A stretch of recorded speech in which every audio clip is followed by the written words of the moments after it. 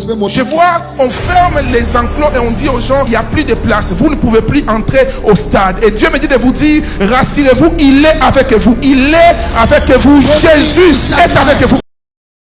Comme de Dieu. Il me dit qu'il est avec vous.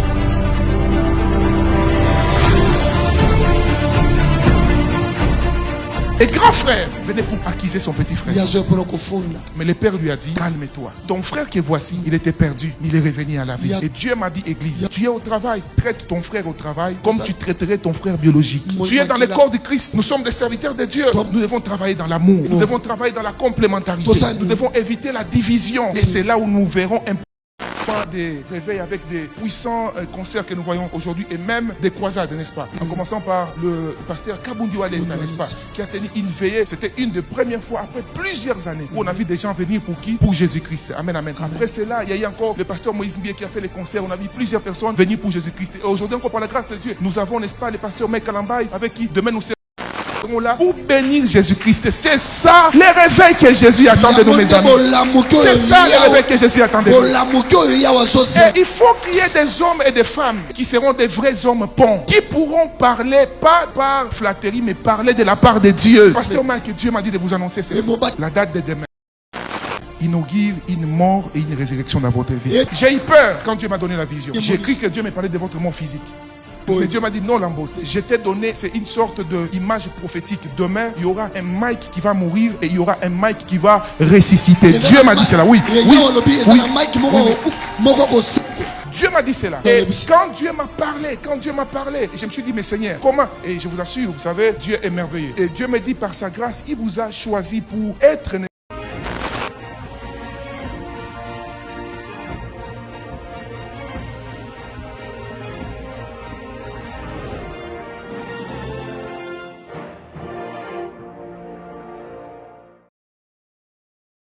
Je vois, on ferme les enclos et on dit aux gens, il n'y a plus de place, vous ne pouvez plus entrer au stade. Et Dieu me dit de vous dire, rassurez-vous, il est avec vous. Il est avec vous. Jésus est avec vous, homme de Dieu.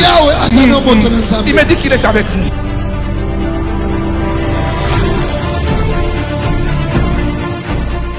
Et grand, j'ai aimé quelque chose que le pasteur Abba Isaac a dit quand il parlait de comment est-ce que Dieu a suscité le mouvement des réveils avec des puissants concerts que nous voyons aujourd'hui et même des croisades, n'est-ce pas? En commençant par le pasteur Kabundi Walesa, n'est-ce pas? Qui a tenu une veillée. C'était une des premières fois après plusieurs années où on a vu des gens venir pour qui? Pour Jésus-Christ. Amen, amen. Après cela, il y a eu encore le pasteur Moïse Mbie qui a fait les concerts. On a vu plusieurs personnes venir pour Jésus-Christ. Et aujourd'hui encore par la grâce de Dieu, nous avons, n'est-ce pas, le pasteur Mike Kalambaye avec qui demain nous serons là pour bénir Jésus-Christ. C'est ça les réveils que Jésus attend de nous, mes amis. C'est ça les réveils que Jésus attend de nous. Pasteur Mike, Dieu m'a dit de vous annoncer ceci. La date de demain inaugure une mort et une résurrection dans votre vie. J'ai eu peur quand Dieu m'a donné la vision. J'ai cru que Dieu me parlait de votre mort physique. Mais Dieu m'a dit non, Lambos, je t'ai donné, c'est une sorte d'image prophétique. Demain, il y aura un Mike qui va mourir et il y aura un Mike qui va ressusciter. Dieu m'a dit cela, oui.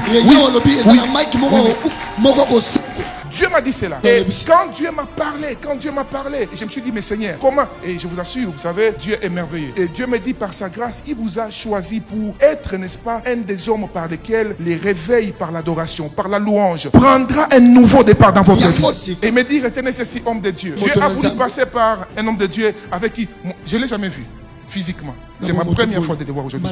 Voilà. C'est impossible sans que ça ne soit Dieu qui est organisé. Parce que les gens peuvent dire, oh, bon, toutefois moi, vous me connaissez, je ne suis pas quelqu'un qui parle pour plaire à quelqu'un. Mais Dieu m'a dit, pasteur Mike, vous verrez après, déjà je vous annonce par la grâce de Dieu, Dieu va bénir ces concerts. Ça sera très glorieux, oui. J'ai vu des âmes qui accouraient. Nous devons prier pour le pasteur Mike, s'il vous plaît. Lèvons nos mains vers l'homme de Dieu, s'il vous plaît. Demandons au Seigneur, Jésus, tu nous as donné ces dons et ces talents. Bonjour, bonsoir, chers fidèles téléspectateurs. Ça dépend à l'heure à laquelle que vous nous suivez. Abonnez-vous massivement. Sur votre chaîne Masséja TV et appuyez sur la cloche de notification pour ne pas rater les actualités. Shalom, shalom, shalom, peuple de Dieu, partout dans le monde entier, place nous surtout. Bozoe banakolanda chaîne nabino o bolingaka mingi pe na mwana nabino frère nabino leki nabino En tout cas, l'évangéliste Joël Kumaba depuis Congo-Kinshasa. Ce qui était nazoleka toujours ngai moko. Et ça parce que espace et pesa melingai pour na koluka un peu kolobela dans ce qui concerne aussi les analyses. Et nous allons aussi parler aussi de quelques enseignements que le Seigneur va mettre à notre disposition pour éclairer toujours les peuples de Dieu, peut te bana na Nzambe pe bazala édifier afin que va parvenir à la connaissance et la vérité. Merci beaucoup. Je vois devant moi, j'ai quelques questionnaires, donc quelques questions, pardon. Au Penza et Baki un peu na Kotunama à propos ya ba événement utikoleka. Quand bien même que nous ne sommes pas là pour kolobela Penza babiloko mingi parce que tous on a beaucoup plus focalisé pour na ko talisa bana na Nzambe o esengeli na moment où tozali parce que ce moment où toza c'est un moment où esengeli te mutu na mutu ayeba ko se conformer à la parole pour ayebite ayebi mokolo te ayebi jour te onkolo sumasi esengeli azonga. Bien-aimé dans le Seigneur, Jésus-Christ revient bientôt. Tobongisa vraiment oeza mitema na biso, toyeba vraiment na ko se conformer à sa parole afin que ceux qui mokolo anaye to hériter royaume des cieux. C'est ça l'objectif principal. L'enge Bible ezoloba na biso que il faut tout annoncer du jour au jour son salut parce que le temps est proche.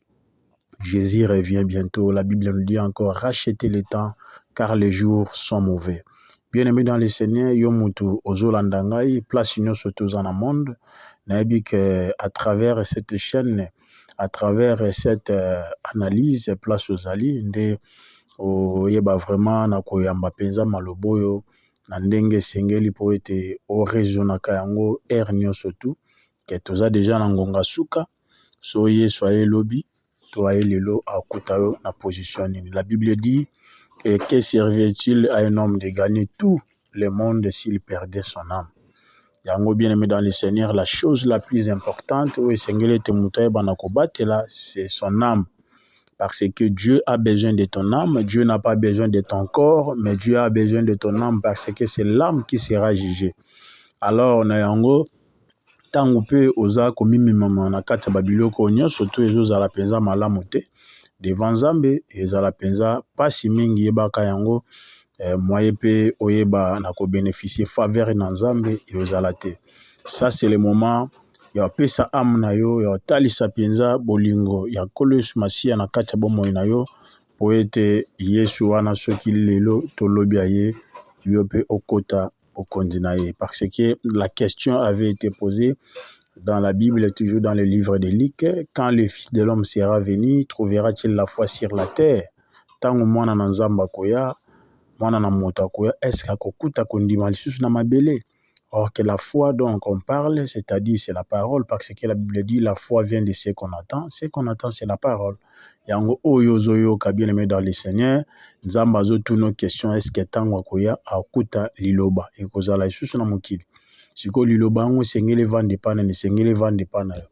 Tozala ba fanatique ya parole et non ba fanatique ya ba pasteur.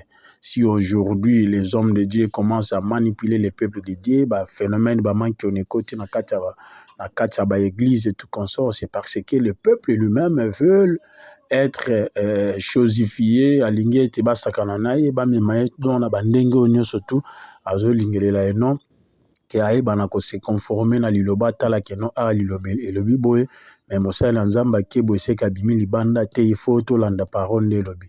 Mais fort malheureusement aujourd'hui beaucoup de gens sont devenus c'est-à-dire les fanatiques des pasteurs azo mona mutao sala mabe pasteur azo mema bona libungi na lufelo ye lokola lingake mingi asepelaka na mingi atikali ka la même position na wana ndi yango eloko ezo sala pasi makasi. Ça c'est le moment vraiment de se conformer à la parole et à la saine doctrine de Jésus-Christ laissée par ses apôtres. De yangwana eloko est très très très très important. Alors chers fidèles téléspectateurs, parce que c'est l'actualité qui nous oblige par rapport à Bamakambo surtout Utikoleka yande konabiso Mike Kalambai notre pasteur et puis ezana ba question ba Utiko Tunangai ba tuninga quelques questions yango nde nazolinga un peu na répondre yango plus vite.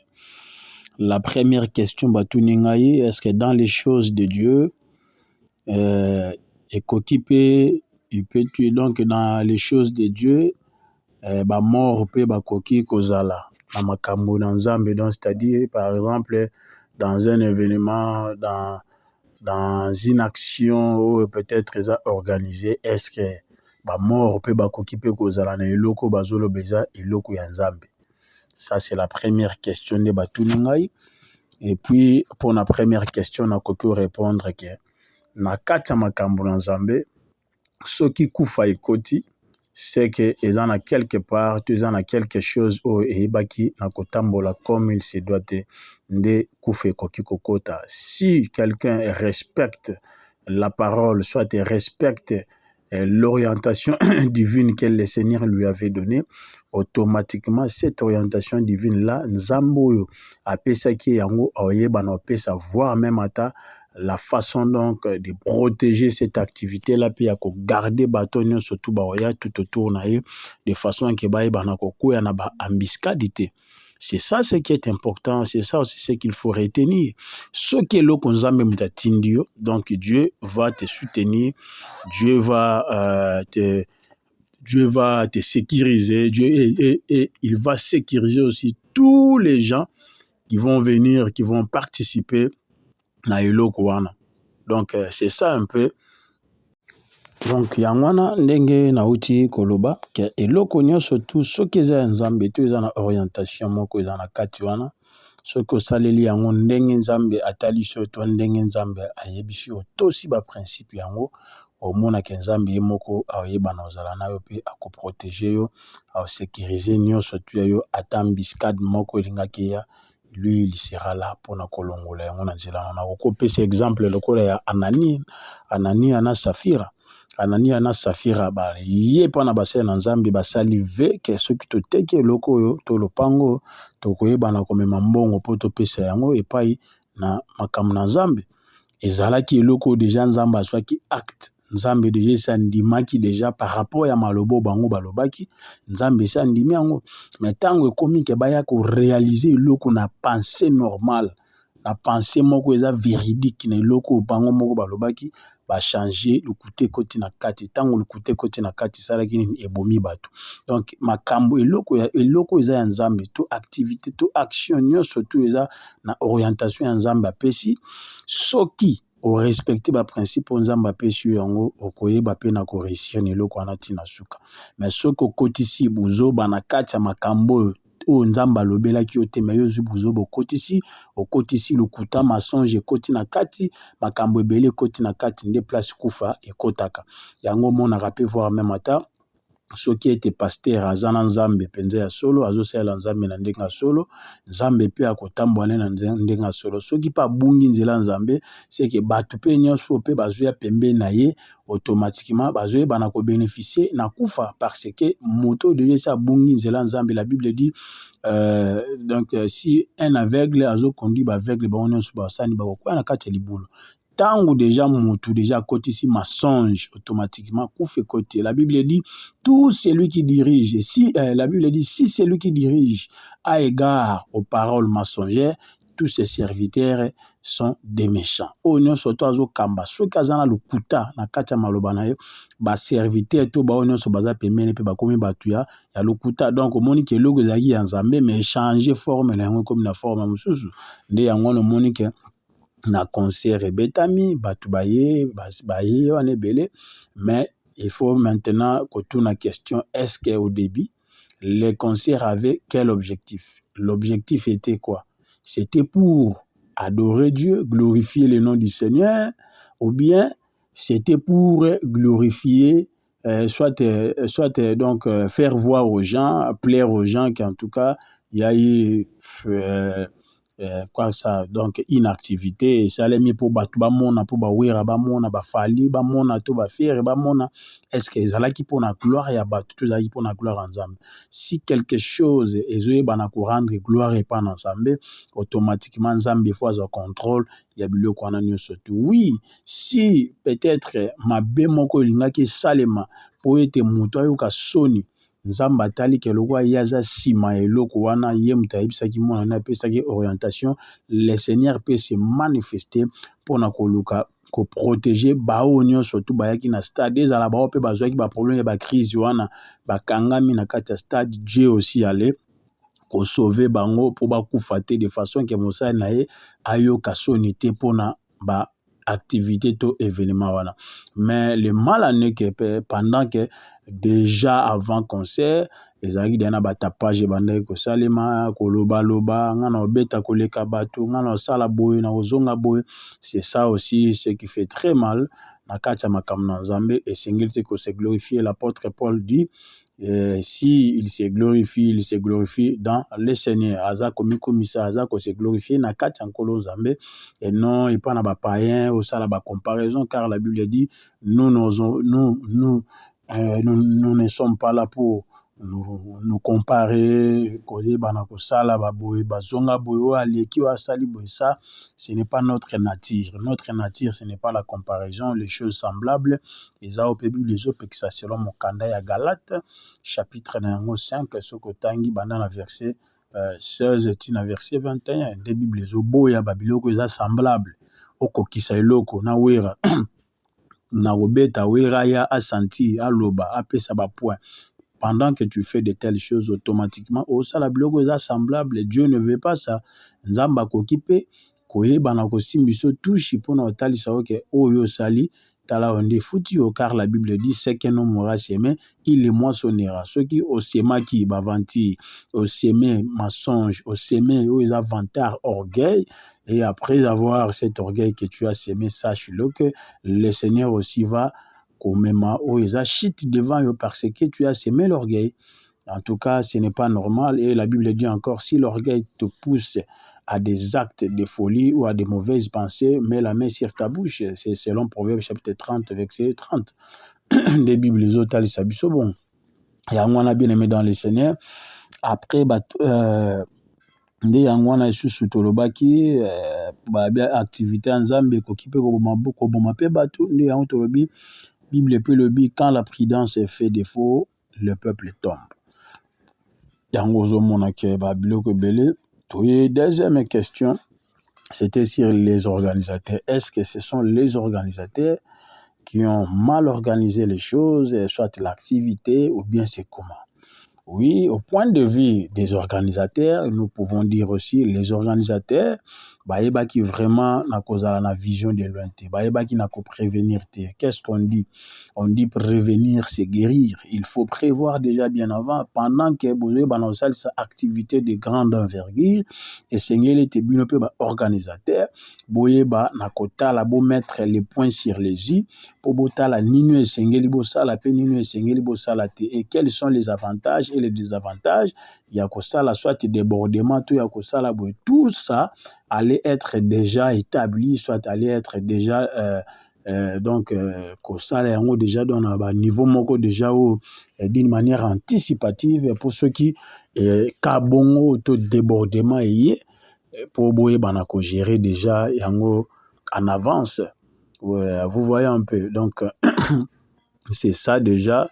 Yango moni babiloko oyo ba organisateur aussi bazana sérieux problème parce qu'ils n'ont pas pu prévenir déjà ba danger to ba makambo onyo surtout et koya liboso.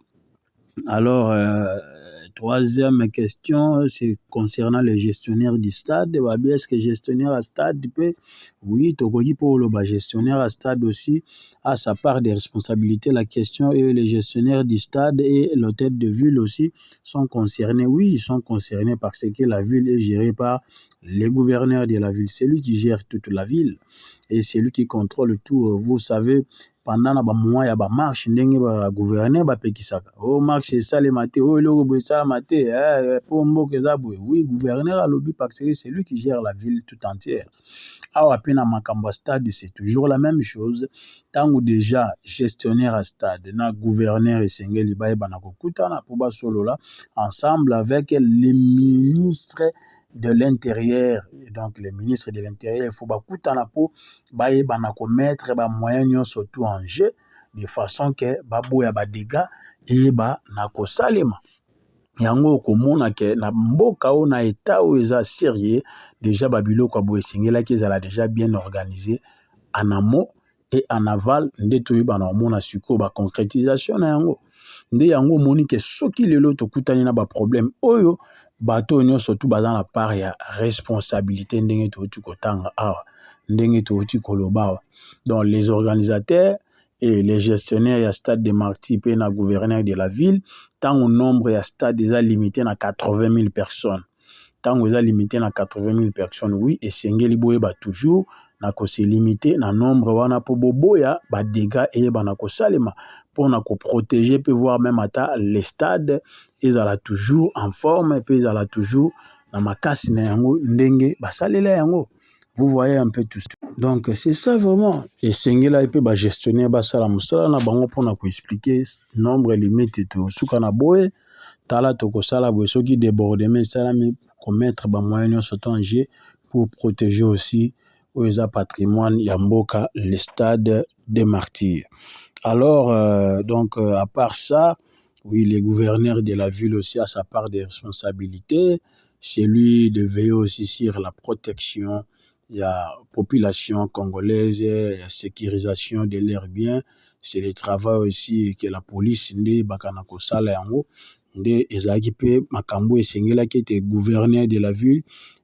Donc ensemble avec le ministre de l'Intérieur pour être baïbana kosolola naba organisateur pe na moto azalaki en tête le ndeko Mai Kalambai pour batalisa ke tala na kati ya makambo tozo prévenir boso débordement salami tala eloko to sala ezabo ceux qui boy nombre limite ezabo c'est ça c'est qu'on fait dans tous les pays c'est ce que nous vivons aussi même dans même dans des pays européens, tout comme on a dit, le cas Makamba Kylian Mbappé, bazo présenté na katia stade, mais quand même débordement, kokiko sale, mais balobi 80 000 personnes, bakoti les places, donc les places assises, 80 000 personnes, bakoti, bavandi, pe bakoki, basuki wana nombre ya babiye. Débordement surtout, baoye banota lango libanda. Mais ceux qui sont na Congo, on a na présentation à Kylian Mbappé joueur, balengaki bakoti na batu bakoti tout autour ya terrain ya podium batu batondi ba vimbi wana or que ce n'est pas ça, il faut que bana ko prévenir. Donc mondela sala déjà ba makambu dia d'une manière anticipative pour être aboya mabeto les pires et bana ya na sima.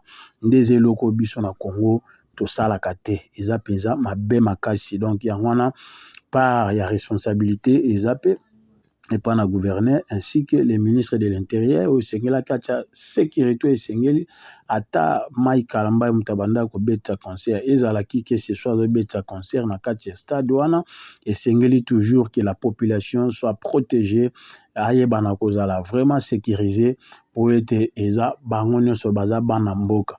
Et sengeli vraiment sécurité et sengela qui ezala makasi po baeba na ko mettre vraiment un peu un nombre moko ezala limité pour débordement salema tesco tala débordement salami ndenge to kufisi bato ebele ba kei ba famille bazoli la 9 morts en tout cas c'est beaucoup vraiment que Dieu console les familles éprouvées et puis Nzambe wana en tout cas e bana pesa bango makasi penza pona bandeko na bango bakufi pe te souhaiter te présenter pardon on ne souhaite pas ce n'est pas un anniversaire mais te présenter ba condoléances na biso na ba famille surtout on se retrouve tout juste après donc c'est ça vraiment et puis na ko inviter bino boye bana ko s'abonner massivement na chaîne na bino Maseja TV et bo appuyer na cloche na notification pour bo rater ba actualité te wana vraiment tokomi na suka ya ba analyse to banda ko sala je ne suis pas là pour condamner pour na kolobela oh non aza franc-maçon ndi na moni bato msuna ba commentaire ba bi franc-maçon akoti ba kisi asali boy avant na tokoma na niveau ya ba kisi pe oui parce que je suis un ancien